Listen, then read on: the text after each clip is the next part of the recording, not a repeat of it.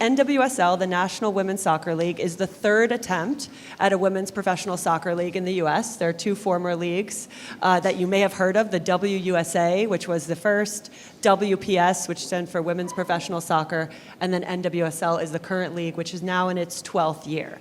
So the former two leagues were around for 3 years and unfortunately folded. And now with NWSL, we have seen a real shift towards not just the professionalization and the visibility surrounding it, but really the opportunity that there is in women's sports and how women's soccer has really been on the forefront of that. So as Gotham FC, our club was originally called Sky Blue FC. That was my first professional club as a player. And so I have come kind of full circle in my new role with Gotham FC. The club was rebranded a few years ago. And actually in 2009, we won, at the time, the WPS championship.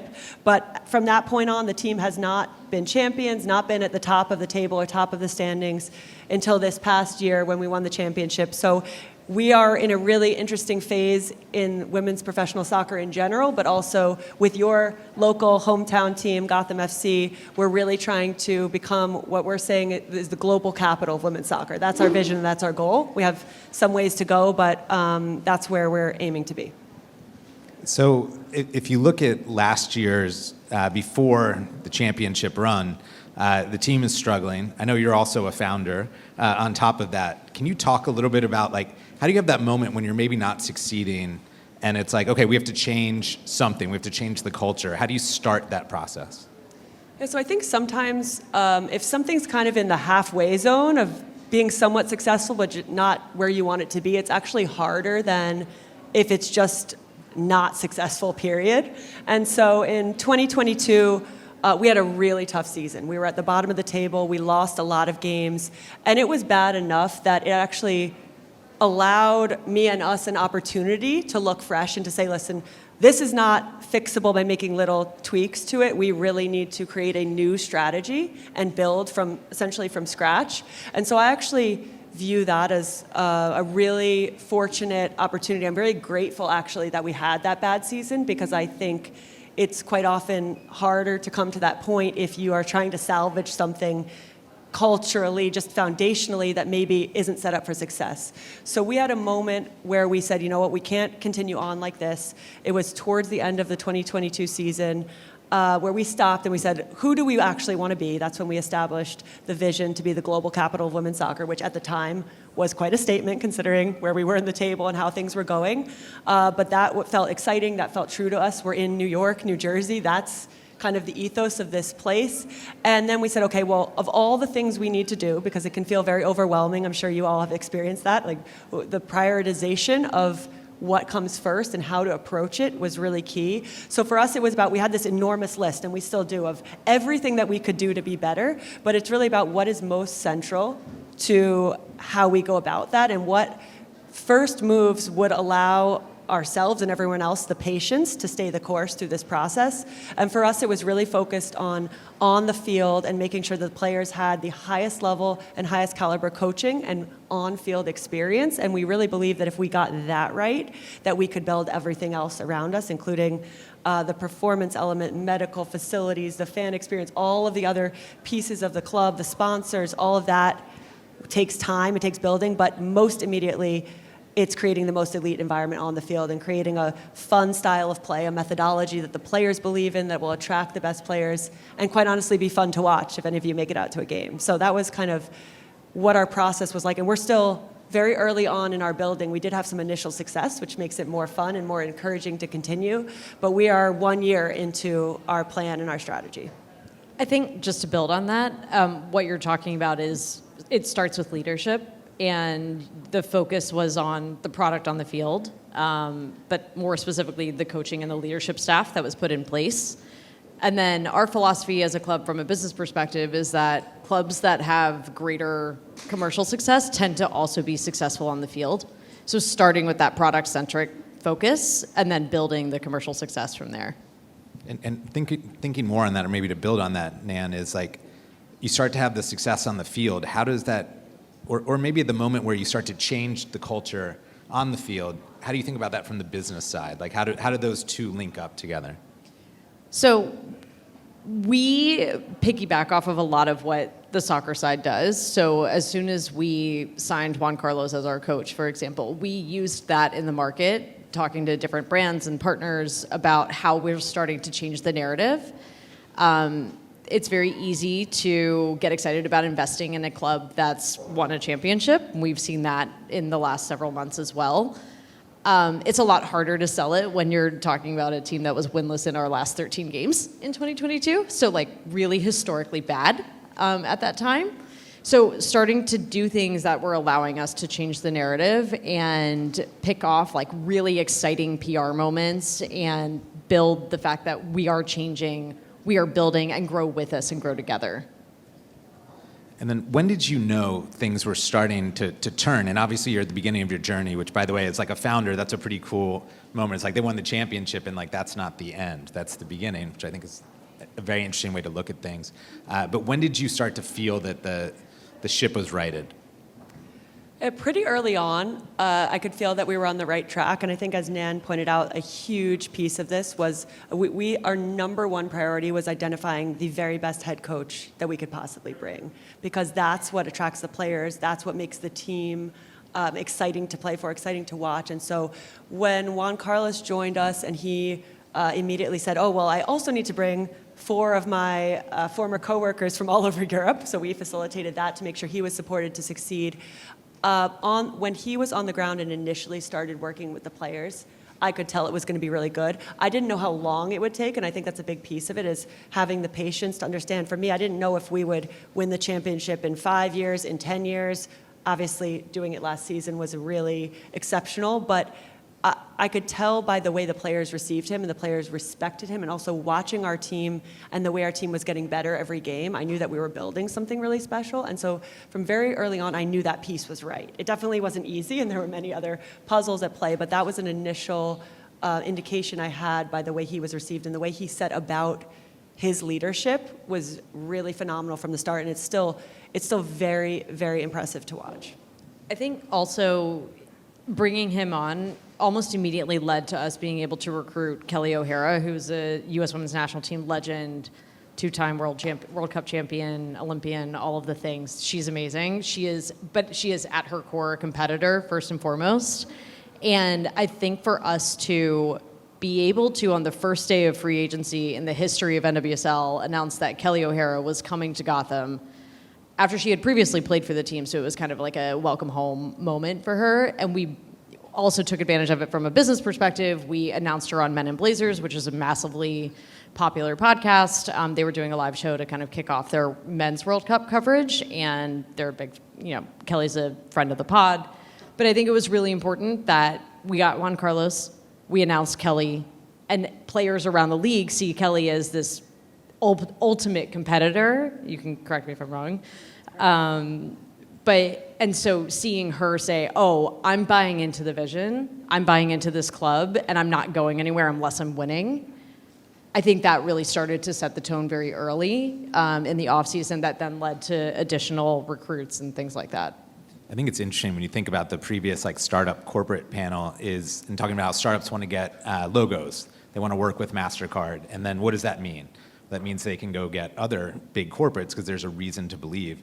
It seems like you guys were doing that, where you'd get a win and then you were leveraging it for the next win, and then it starts to snowball a little bit. There's momentum that starts to build, which I think is really cool. Can you talk a little bit about some of that momentum now? I know that you guys are mainstream now because my friends who love all these male sports are writing me being like, oh my God, what's going on with Gotham? They're signing all the women's national team. I mean, you guys are on the move. So can you talk about some of the wins and how you're leveraging it? Do you want to talk about the 4 players first, and then I can talk about Sure. Yeah. So I think what Nan brought up is really true, is that what we've done is we had to sell Juan Carlos, our head coach, who we wanted to bring on a vision. Nothing was there. We're saying this is what we want to build, not here's what you're coming into. And so that was step 1. And then from there, initially getting Kelly O'Hara and players who think a lot about the decisions they make, who have free agency in the league, so they're making a conscious decision on where they want to play, to get them to also believe in the vision and to be on board was really key. And this last offseason was a really crucial free agency period in NWSL. So just for a little bit of context, free agency is new in NWSL. Traditionally, players come in through a draft and teams kind of hold their rights, and unless you're traded or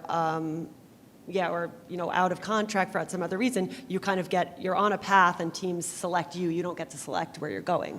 And so it is fairly new in NWSL that players actually get to talk to teams and select where they want to play. And so this past offseason, we signed Rose Lavelle, Crystal Dunn, Tierna Davidson, and Emily Sonnet, who are all four very prominent U.S. women's national team players. And they all decided to come to Gotham because they all wanted the same thing. They want to still get better as players. They're very ambitious.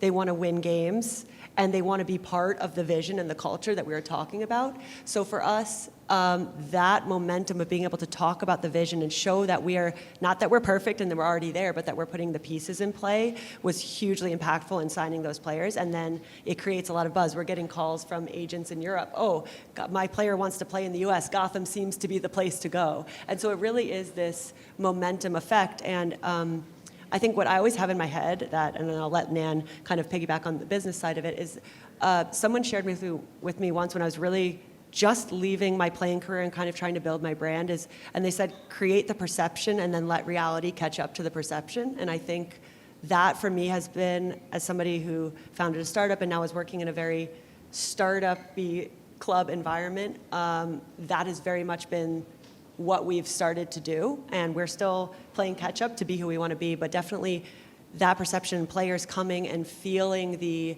energy behind the vision has been hugely impactful for us. Yeah, I think actually there was a woman on the panel before, I think maybe it was Sydney, who said be externally evangelical and internally, and I don't remember skeptical. And I think that's actually 100% accurate, where we are creating that perception. We are outwardly like, this is the greatest place to play, this is the greatest place to work, but then internally we are very much still a startup at the end of the day. And but I think going back to the players and what we did with that, so as soon as we got confirmation that these 4 players were coming, then there was an immediate, okay, how are we leveraging it with these key PR moments to kick off the year? And so our players actually dropped the ball in Times Square on New Year's Eve with the mayor. So we had Crystal Dunn, and we announced her in the morning, and then she was kind of there free to party and help our 3 champions from last year drop the ball, which was a huge PR moment in general. And then 2 days later, we had Crystal and Tierna Davidson on CBS This Morning, so a national hit, which was, again, as we think about how we're continuing to build the brand and raise awareness of who we are and where we are, I think that was a really critical piece. And then another day later, we announced Rose Lavelle and Sonnet, and had key opportunities to talk to them. And then 2 weeks after that, we hosted an event at the Rainbow Room. So doing something that was a bit unique and getting outside of our sphere. We had outlets covering us that had never covered us before. So we had members from the Washington Post and the New York Post and New York Daily News and just a series of other outlets that would never even talk about sports or women's sports or soccer or Gotham, and we were able to tap into a different audience, which then ultimately leads to January was a historic month for the club in terms of our season ticket memberships. So that's awesome. I was thinking with the previous panel, we were talking about the 2% invested, VC funds invested in female-founded companies, and we've been doing Rogue Women. This is the 7th one. And that number hasn't changed from the first one to this one, which is kind of a disappointing and also frustrating moment. But it made me think of women's sports in that, for 20 plus years, we've been talking about, shouldn't this be more mainstream? And it feels to me that women's sports is having this moment of breakthrough. Caitlin Clark, if anyone's following women's basketball, is drawing better than any men's sport on TV. Your guys' success, all the things that are happening. Is this a moment where it's sort of all the hard work is starting to pay off? How do you all think about this moment in women's sports? And maybe, Nan, I'll start with you. There's no question that this is a huge movement. We talk about it as a movement, not a moment. There's still plenty of room to grow. There's still, we still need more people to buy tickets and come to our games on a regular basis. We still need more people to buy our merchandise. We still need more brands investing and helping us to elevate the profile and do more within the community and be more active here. But we are absolutely at that inflection point where all of a sudden, women's sports went from coverage from a media perspective went from being 5% to 15%. Now, 3x of nothing is still nothing, but we've seen tremendous growth, and so that's really encouraging. But it has to be just more, I think, more support and continuing to build on the success that's already been seen. Yeah, no, that was well said. Do you all, thinking about some folks in the room that are founders, what advice do you have for them? I mean, we talked about fortitude, what you all have been through.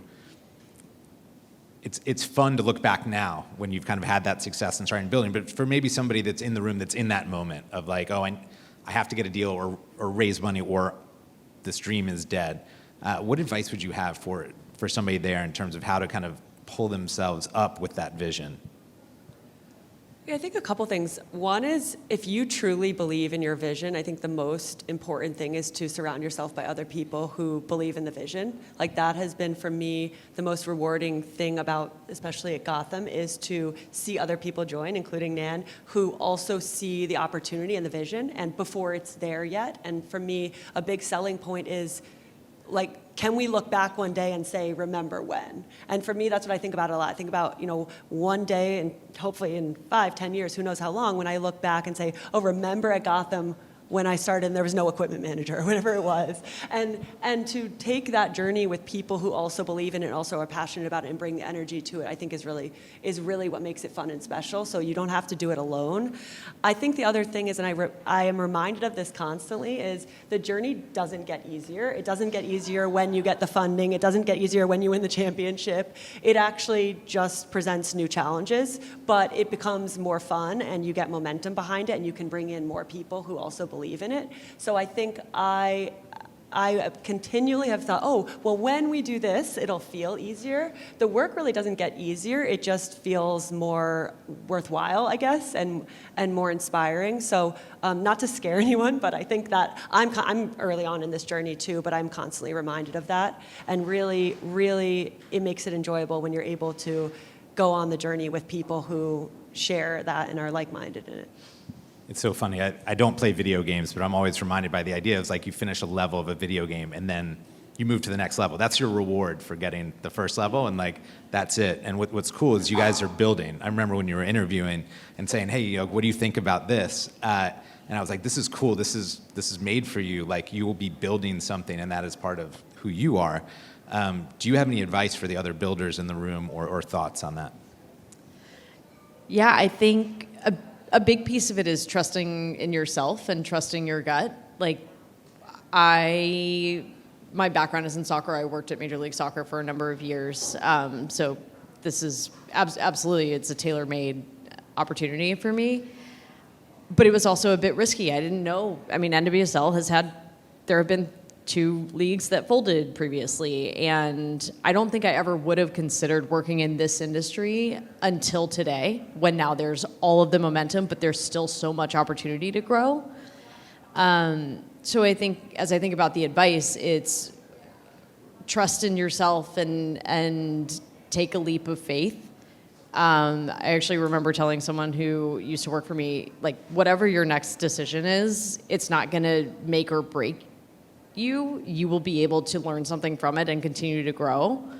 So long as you kind of think of it that way and that this is always an opportunity, I think I am one of those people that really likes to like get to the next thing and then like be done with it, like be done with the project and move on. And I struggle a little bit. It's kind of like having a house, like you're always working on your house. The journey is never done in that. There's something breaks, there's something that needs to be updated, whatever it is. I think that's just kind of life. So being in that mentality of like, you're always building and there's always opportunity to improve. What can the people in the audience do to help support you all? Is it buy tickets? Is it to buy swag? What would you like this group to do? And then I'm going to let everyone ask a question or two.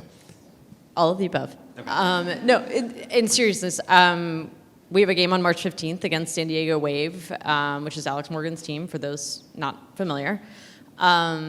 we're going to have over 10,000 people in the building. Lower Bowl will be sold out, but we're opening the Upper Bowl for the first time. For the second time. We opened it once last year as well.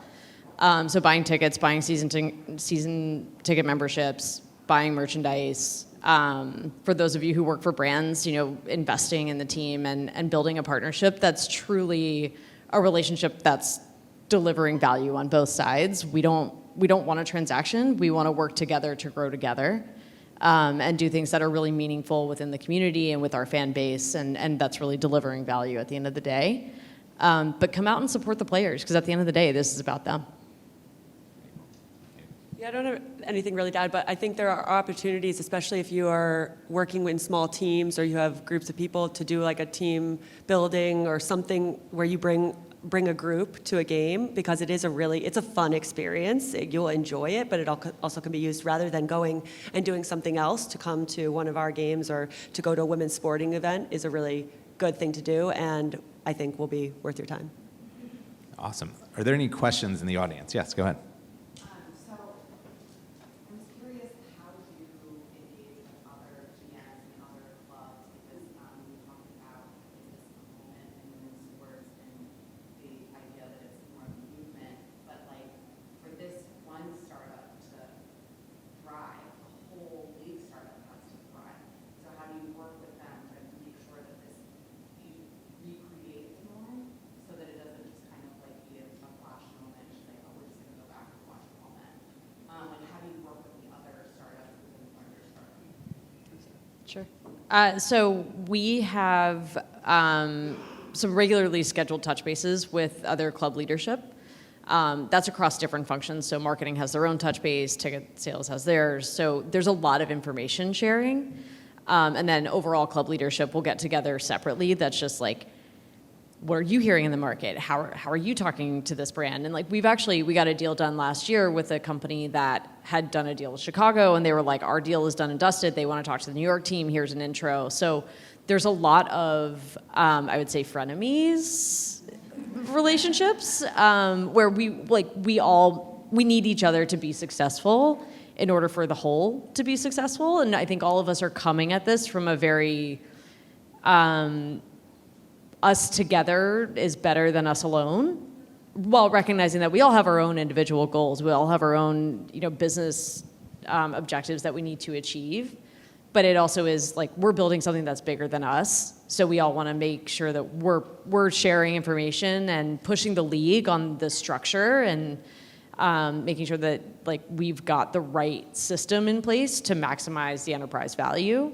So there's a lot of constant dialogue and information sharing. Maybe less so on the GM side, but player competition and all that. Yeah, a little less collaborative when it comes to the competitive aspect on the field. But I would say what's been really interesting about the league is everybody is setting the bar in different ways. So you look at Kansas City, built the first ever women's specific soccer stadium that they're going to be playing in this year. And then you see Angel City in LA has created a game day experience that is like nothing else in women's sports. And so everywhere has the opportunity, and we want to create our opportunity to build this on-field methodology and ethos here that's very true to the tri-state area. And so everywhere does have their own way of kind of setting standards, and that's what makes it really interesting. I think a competitive landscape also aids everyone needs to rise together, and we want to help, but also everyone's trying to figure out how to win in their own ways in business and in soccer. Yes, go ahead. Hi, I'm Sam. Actually, have a sports background, so super excited to hear you both chat about growth. You talked a little bit about how the commercial success of the club is typically followed by the performance on the field, and I would view that as like the product, right? The product of the people. Are there ever instances where those two don't align, the product and the commercial priorities, and how do you handle that? Decisions if there's ever a conflict? It's a great question. I would say there's a lot of dialogue and collaboration between our sides. So we try to understand any business opportunities or pain points that the soccer side is having, so that we can either help by going to get a partner that will support, or at least stay out of the way, so we're not kind of hindering their growth and opportunity. as far as challenges go, I think we generally are just navigating through it in a real time aspect. You know, we want to celebrate the players. We want to tell stories. We also have some things that restrict our ability to do that at times. And so we generally just try to get creative and find solutions that will let us do more together. Yeah, I think it's about, sometimes our priorities do conflict. I think one example would be like an open training session. So that's an amazing thing to be able to say, come watch our team train. You see how the world-class players are preparing for the game.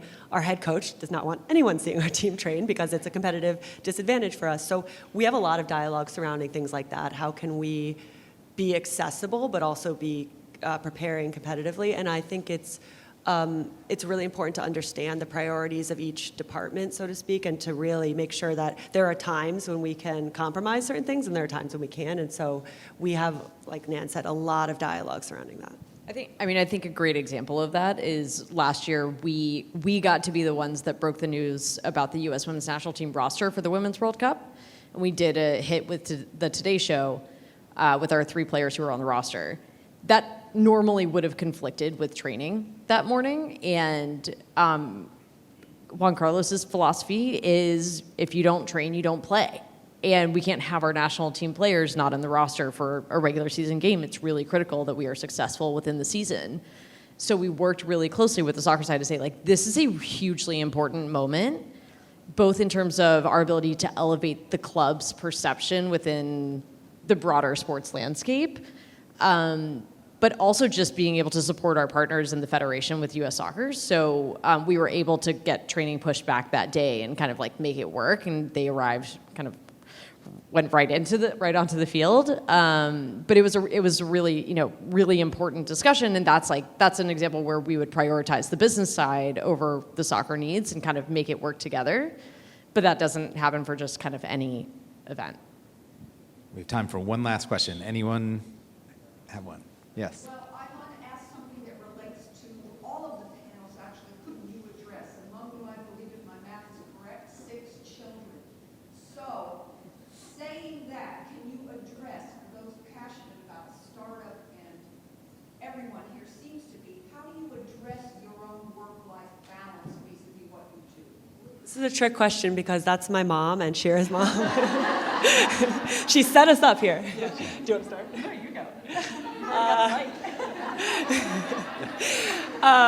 She also helps with my childcare a lot. So she set me up. No, but I think, it's impossible, basically, I think would be my answer. And I was even joking with Nan today, how are your kids getting taken care of today? And we had, our nanny was out sick yesterday. I think it's one of the most important things to me, and is that I want to do it all. I don't want to sacrifice one part of my life, and I really struggle with it, quite honestly. And it's very important to me that I work with people like Nan, and everybody in our organization is very family focused. And we do have a philosophy like, yes, we want to win games. We're ruthlessly competitive, but it's always family first. If somebody has a family emergency or something going on, that's the most important thing, and that has to stay central. I honestly don't think I'd feel comfortable working in an organization if that wasn't part of kind of the culture. But yeah, it's fairly impossible. I don't sleep very much. If anyone else has an answer, maybe someone else has figured it out.